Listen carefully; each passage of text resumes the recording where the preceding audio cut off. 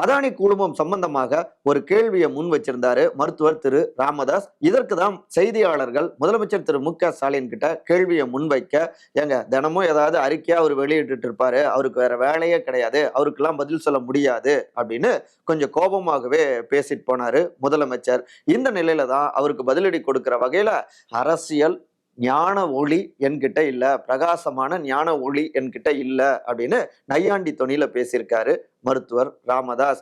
அதே நேரத்துல எதிர்க்கட்சி தலைவரான திரு எடப்பாடி இன்னும் அமைதியாவே இருக்காரு என்னன்னு விசாரித்தா, சமீபத்துல முதலமைச்சரும் துணை முதலமைச்சரும் கரப்பான் பூச்சி அப்படின்னா மிக மோசமான வகையில விமர்சனங்களை முன் வச்சாங்க எடப்பாடி மீது.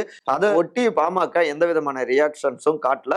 ஏற்கனவே தேர்தல் நேரத்துல நைட்டு வரை நம்பிக்கை கொடுத்துட்டு காலையில பாஜக கூட்டணி பக்கமும் போனாங்க. அந்த வழி இன்னும் இருந்துட்டு இருக்கு.